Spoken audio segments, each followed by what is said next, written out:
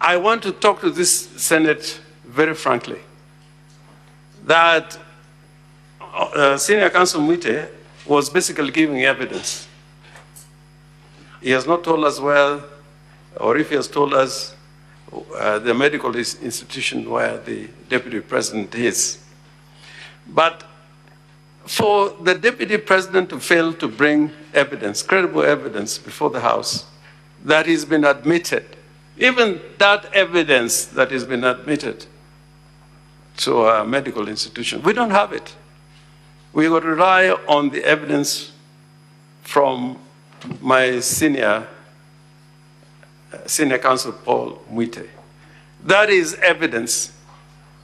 But in practice, I can say without a fear of contradiction, there are many times where people are represented even in medical documents, and later on they've been found to be fake, if I may use that word.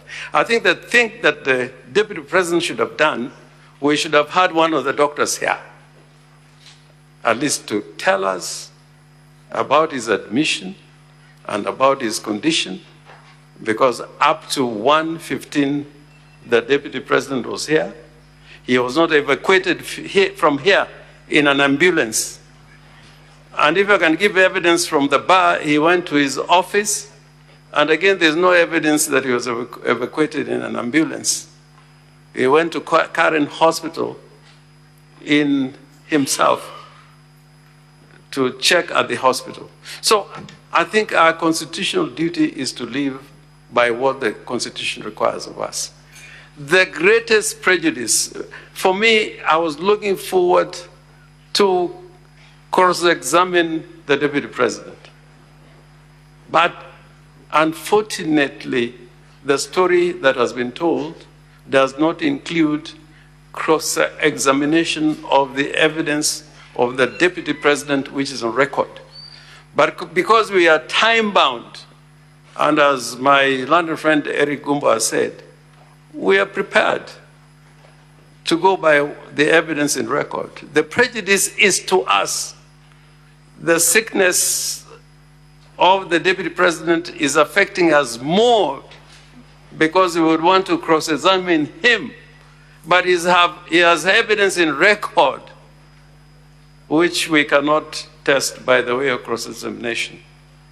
And there's no assurance that on Tuesday, the Deputy President would be here. Finally, we can also say from here that there are many cases that have been filed all over, including in Malindi today, that has to do with the proceedings that are going on here. So I am in a position to say that this health condition in which the Deputy President is, and I sympathize, may be opportunistic in the absence of medical evidence from a doctor. It may be opportunistic. And I saw him when he came in. I'm not a doctor, but there was nothing to suggest that he was in the condition that Honorable Counsel has been talking about.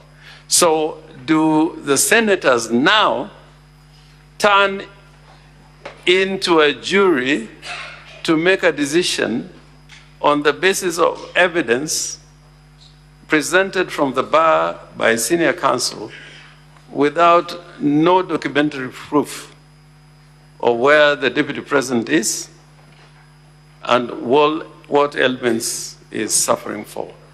I think the more important duty for this Senate is to comply with the Constitution. And we urge you to comply with the Constitution and proceed with the hearing of these impeachment proceedings. Thank you.